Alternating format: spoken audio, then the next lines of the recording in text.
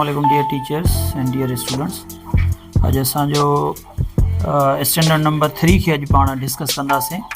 Topic पंहिंजो हले पियो national professional standard for teachers in Pakistan ऐं उन हवाले सां पाण डिस्कस कंदासीं अॼु स्टैंडर्ड नंबर 3 खे। ऐं असांजो स्टैंडर्ड नंबर 3 आहे knowledge of Islamic ethical values and social life skills. हीअ असांजो स्टैंडर्ड आहे। ही स्टैंडर्ड छा थो चवे, छा ॿुधाए थो त ही स्टैंडर्ड जेको आहे चवे थो त जेको टीचर आहे this standard demonstrate a teacher should not only teach academics subjects.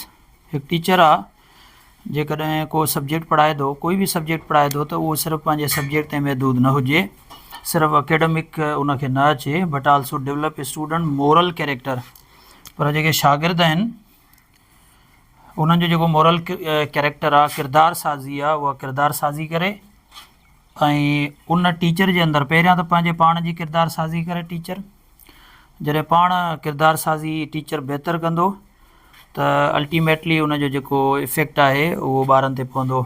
उन खां पोइ इस्लामिक वैल्यूज़ जी ॼाण हुजणु खपे उन टीचर्स खे त असांजो मज़हब इस्लाम असांखे छा थो सम्झाए ऐं उन जा कहिड़ा वैल्यूज़ आहिनि, उहे पंहिंजे जेका आहे लाइफ आहे, पंहिंजो जेको जेका किरदारु आहे उन में उन्हनि खे डेवलप करे एंड पॉज़िटिव सोशल बिहेवियर ऐं हिकिड़ो सोशल बिहेवियर डेवलप करे पंहिंजे पाण जे अंदरि, ॿारनि जे अंदरि। Professional teacher should understand. ॿियो टीचर जेको प्रोफेशनल टीचर आहे उनखे ही शयूं जेके आहिनि प्रोमोट बि करणु घुरिजनि। सभ खां पहिरियां पंहिंजे पाण में डेवलप करणु घुरिजनि, उनखां पोइ इन्हनि शयुनि खे ॿार ॾांहुं मुंतक़िल करणु घुरिजे। नंबर पहिरियों आहे इस्लामिक कोड ऑफ कंडक्ट। उनखां पोइ ग्लोबल वैल्यूज़ कहिड़ा आहिनि, उनखां पोइ इस्लामिक वैल्यूज़ जेके आहिनि टेक्स्ट बुक में कहिड़ा डिस्कस थियल आहिनि, ऐं टीचर जो ॿियो कमु जेको आहे create safe learning environment. Professional teacher should understand. इन्हनि जी पहिरियां त टीचर खे ख़बर हुजणु खपे न इस्लामिक कोड ऑफ कंडक्ट आहे छा, ऐं इस्लामिक कोड ऑफ कंडक्ट मूंखे पाण में इनकॉर्पोरेट कीअं करिणो आहे। ग्लोबल वैल्यूज़ कहिड़ा आहिनि, उन्हनि जी इंपॉर्टेंस कहिड़ी आहे। इस्लामिक वैल्यूज़ कहिड़ा आहिनि जेके मुंहिंजे टेक्स्ट बुक में ॾिनल आहिनि, ऐं create safe and sound learning environment create करिणो आहे। इन्हनि शयुनि जी टीचर खे जेका आहे ॼाण हुजणु खपे। हाणे पाण ही जेके पॉइंट्स आहिनि हिननि खे एग्ज़ाम्पल जी मदद सां डिटेल में पाण डिस्कस कयूं था हर पॉइंट खे, ऐं हिन पॉइंट खे जॾहिं पाण डिस्कस कंदासीं त असांखे ख़बर पवंदी त हीउ जेको स्टैंडर्ड आहे इहो असांखां कहिड़ी डिमांड करे थो। हीअ जेके पॉइंट्स आहिनि असांजा इन्हनि खे असां डिटेल में डिस्कस कयूं। नंबर पहिरियों knowledge of Islamic ethical values and social life skills जे अंदरि जेका पहिरीं पॉइंट अचे थी उहा आहे Islamic code of conduct. Code of conduct चवंदा आहियूं ज़िंदगी गुज़ारण जे तरीक़ेकार खे, ज़ाब्ते हयात बि जंहिंखे चवंदा आहियूं। त ज़िंदगी गुज़ारण जा कुझु असां वटि रूल्स आहिनि, कुझु रेगुलेशन्स आहिनि। उहे रूल्स एंड रेगुलेशन्स कहिड़े कहिड़े हवाले खां आहिनि। हिकिड़ा असांजा कुझु मोरल रूल्स आहिनि, मोरल कोड ऑफ कंडक्ट हूंदो आहे, सोशल कोड ऑफ कंडक्ट हूंदो आहे, स्पिरिचुअल कोड ऑफ कंडक्ट हूंदो आहे। त इहे जेके moral social and spiritual code of conduct या गाइडलाइंस आहिनि उन्हनि खे पाण चवंदा आहियूं code of conduct. Code of conduct means ज़िंदगी गुज़ारण जो तरीक़ेकार। त असांजो जेको टीचर आहे उनखे इहा ख़बर हुजणु खपे त इस्लाम जेको आहे ज़ाब्ते हयात जे बारे में, ज़िंदगी गुज़ारण जे बारे में असांखे छा थो चवे in the light of Quran and सुन्नत। क़ुरान छा थो चवे ऐं सुन्नत जेका आहे छा थी चवे। त टीचर जेको आहे सभ खां पहिरियां उनखे इस्लामिक कोड ऑफ कंडक्ट जी ख़बर हुजणु खपे। Teacher should know and follow Islamic teachings. ख़बर बि हुजे टीचर खे, उनखे फॉलो बि करे कहिड़ियूं इस्लामी तालीमात जेके तालुक़ु रखंदियूं हिननि शयुनि सां। नंबर पहिरियों टीचर खे इहा ख़बर हुजणु खपे त मुंहिंजे जेके इस्लामिक कोड ऑफ कंडक्ट आहिनि उन में सभ खां पहिरीं शइ अचे थी बिलीफ्स। त बिलीफ कहिड़ा आहिनि। नंबर पहिरियों बिलीफ जो मतिलबु हूंदो आहे अक़ीदा। अक़ीदा असां वटि कहिड़ा आहिनि। जॾहिं असां अक़ीदनि में ईंदा आहियूं त सभ खां पहिरियों अक़ीदो आहे आमनतु बिल्लाह, यानी मां ईमान आणियां थो अल्लाह ताला ते, व मलाइकती व कुतुबी व रुसुली, यानी इहे असांजा अक़ीदा आहिनि। अल्लाह ताला ते ईमान आण, मलाइकनि ते ईमान आण, फ़रिश्तनि ते ईमान आण, ऐं उनखां अलावा किताबनि ते जेके आसमानी किताब आहिनि, व रुसुली रसूलनि ते ईमान आण, वल यौमिल आख़िर, ऐं आख़िर जे ॾींहं ते ईमान आण। त इहे जेके आहिनि इहे असांजा अक़ीदा आहिनि, बिलीव्स आहिनि। त teacher must know about date. ऐं नंबर ॿियो आहे प्रेयर्स, जेके असांजो इस्लामिक कोड ऑफ कंडक्ट में अचनि थियूं। प्रेयर्स मीन्स इबादात। बीइंग अ मुस्लिम असांखे ख़बर हुजणु खपे त इबादात कहिड़ियूं आहिनि। निमाज़ आहे, सलाह मीन्स निमाज़, रोज़ो आहे, सदकात आहिनि। सफ़ाई जे हवाले सां सफ़ाई निसफ़ ईमान आहे, इहा बि हिकु इबादत में शामिलु थिए थी। ऐं उन खां अलावा ॿी शइ इस्लामिक कोड ऑफ कंडक्ट में अचे थी इथिक्स, अख़लाक़ियात। त टीचर खे इहा बि ख़बर हुजणु खपे त इन जे अंदरि इथिक्स जे अंदरि कहिड़ियूं कहिड़ियूं शयूं आहिनि। ऑनेस्टी आहे, काइंडनेस आहे, पेशंस आहे, रेस्पेक्ट आहे। हाणे हिते फ़र्ज़ु कयो हिकिड़ो मिसाल लिखियलु आहे त स्टूडेंट फाइट ईच अदर। जॾहिं क्लास में ॿ ॿार विढ़ंदा आहिनि त पोइ टीचर छा कंदो आहे, उन्हनि खे सज़ा ॾेई छॾींदो आहे।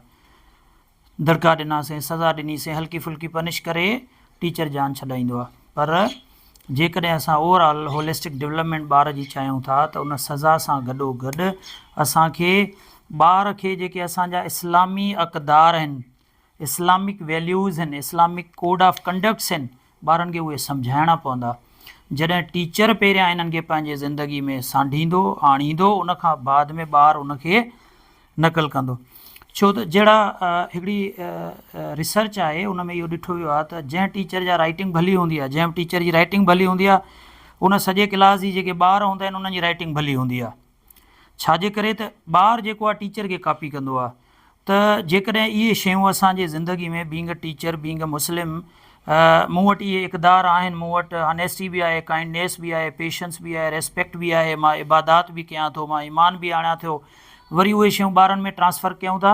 ऐं ॿार जेके आहिनि, ॿारनि खे असां इहा शइ पुॼायूं था त ॿारु जेको आहे इन्हनि शयुनि खे गेन करे वठे थो। त स्टूडेंट फाइट ईच अदर। फ़र्ज़ु कयो मिसाल ॾिनमि, ॿार विढ़ी पिया आहिनि, सज़ा ॾेई छॾींदे, सज़ा न आहे ॾिनी, सज़ा सां गॾोगॾु जेकॾहिं पनिशमेंट ॾिनी आहे त उन सां गॾोगॾु स्टूडेंट छा कनि, टीचर छा करे स्टूडेंट खे सम्झाए, प्यार सां सम्झाए ऐं इस्लामी तालीमात जी रोशनी में मिसाल ॾे। मिसाल तौरु हिकिड़ो मिसाल आहे पाण करीम सल्लल्लाहु अलैहि वसल्लम जी हदीस आहे त तव्हां मां उहो माण्हू, तव्हां मां को बि माण्हू तेसीं ताईं मोमिन नथो थी सघे जंहिंजी ज़बान ऐं हथ खां ॿिया मुस्लमान महफ़ूज़ न हुजनि।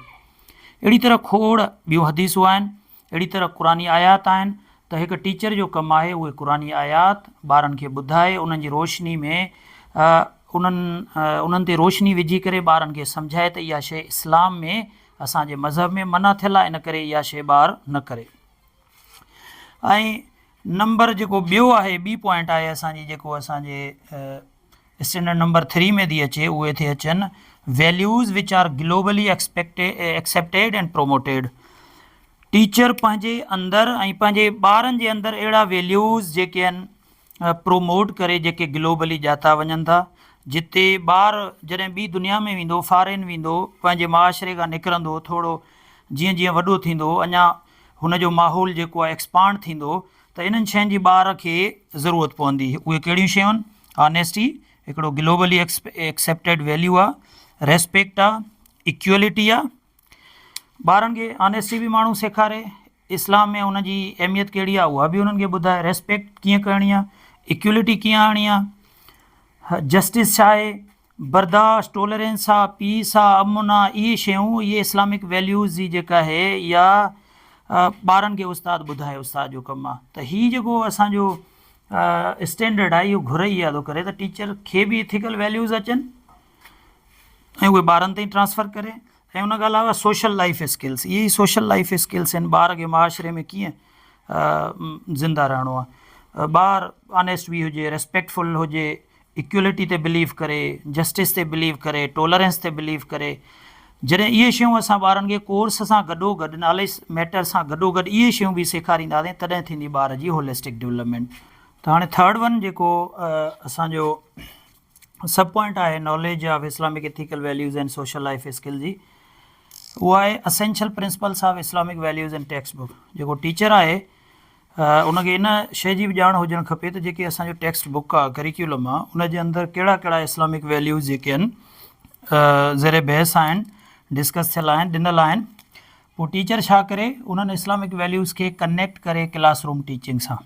मिसाल तौरु कीअं, जेकॾहिं को लेसन आहे जेको जंहिंजो ज़िक्र आहे क्लीनलीनेस जे बारे में, न सफ़ाई जे बारे में, त उनखे टीचर खणी अचे उन लेसन खे ई जीअं हदीस शरीफ़ आहे हिकिड़ी पाण करीम सल्लल्लाहु अलैहि वसल्लम जी, त जेके सफ़ाई आहे उहा निसफ़ ईमान आहे, क्लीननेस इज़ हाफ फेथ, सफ़ाई निसफ़ ईमान आहे। त ॿारनि खे इन हवाले सां आगाही ॾिए टीचर ऐं उन्हनि खे ॿुधाए त जेका हीअ सफ़ाई आहे, सफ़ाई सुथराई आहे, उहा इस्लाम जो हिकु हिसो आहे जेको असांजे इथिकल वैल्यूज़ जे अंदरि अचे थी। उन खां अलावा हेल्पिंग अदर्स आहे, अहिड़ा काफ़ी पाण खे लेसन्स मिली वेंदा मुख़्तलिफ़ जेको आहे क्लासनि में जेके इंग्लिश जा सब्जेक्ट हूंदा आहिनि, सिंधी उर्दू जा, उते अहिड़ा लेसन्स हूंदा आहिनि। त हेल्पिंग अदर्स बि इस्लाम छा थो चवे त जी हदीस आहे पाण करीम सल्लल्लाहु अलैहि वसल्लम जी, त हर मुस्लमान ॿिए मुस्लमान जो भाउ आहे। ठीकु आहे, त अहिड़े क़िस्म जूं काफ़ी हदीसूं आहिनि, त टीचर उनखे लिंक करे जेका इस्लामिक नॉलेज आहे उनखे पंहिंजे टॉपिक सां जेके इस्लामिक वैल्यूज़ डिस्कस थियल आहिनि उन सां कनेक्ट करे। नंबर आख़िरी चोथों जेको सब पॉइंट आहे असांजे इस्लामिक इथिकल वैल्यूज़ जी, उहा आहे safe and secure environment. Teacher responsible आहे त हिकिड़ो अहिड़ो क्लास जे अंदरि माहौल क्रिएट करे जिते हर ॿार ॿिए ॿार जी रेस्पेक्ट करे, टीचर उस्ताद जी, टीचर जेको आहे शागिर्द जी रेस्पेक्ट करे, शागिर्द जेको आहे टीचर सी, टीचर पाण में हिक ॿिए जी रेस्पेक्ट कनि ऐं शागिर्द पाण में हिक ॿिए जी रेस्पेक्ट कनि। नो बैड लैंग्वेज, टीचर इहो बि इंश्योर करे त उन जे क्लास जे अंदरि का बैड लैंग्वेज त इस्तेमालु नथी थिए। टीचर अहिड़ो माहौल पैदा करे क्लास जे अंदरि जिते हिकु शागिर्द ॿिए जी मदद करे, हर को हिक ॿिए जी मदद करे, उन क्लास जे अंदरि काई बि डिस्क्रिमिनेशन न हुजे त हीअ छोकिरी आहे, हीअ छोकिरो आहे, हे ग़रीब आहे, हे अमीर आहे, अहिड़ी काई बि डिस्क्रिमिनेशन न हुजे ऐं कंहिं बि क़िस्म जी जेका आहे पनिशमेंट क्लास रूम जे अंदरि न हुजे। त अहिड़ी तरह सेफ एंड सिक्योर इन्वायरमेंट ॾियणु उहो बि टीचर जो कमु आहे। ऐं उहो थींदो कीअं, पहिरियां टीचर इहो सिखे, पाण सिखे त इहो मां प्रोवाइड कीअं कंदुमि, उन खां पोइ अहिड़े क़िस्म जो माहौल प्रोवाइड करे। त आख़िरी जेकॾहिं पाण हिकु लाइन में हिन खे समराइज़ कयूं, यानी हिन जी पाण जेकॾहिं समरी कढूं, उहा समरी इहा आहे त हीअ जेको असांजो स्टैंडर्ड आहे, it focuses on moral, ethical and social development of a student. जॾहिं पाण अकेडमिक्स जी ॻाल्हि कंदा आहियूं त अकेडमिक्स में पाण चवंदा आहियूं ॿार जी मैथ भली थिए, अंग्रेज़ी भली थिए, साइंस भली थिए, फिज़िक्स केमिस्ट्री बायोलॉजी इहो ॿार सुठी थिए, पर हिते पाण ॻाल्हि कंदा आहियूं त ॿार जा इख़लाक़ियात, जेके ॿार जा मोरल वैल्यूज़ आहिनि, इथिकल वैल्यूज़ आहिनि, सोशल वैल्यूज़ आहिनि, उहे डेवलप थियनि। जॾहिं अकेडमिक सां गॾोगॾु ही शइ बि डेवलपमेंट थींदी त इन ॿिन्ही क़िस्म जी डेवलपमेंट खे चइबो आहे holistic development of the child. So इहा टीचर जी रेस्पॉन्सिबिलिटी आहे।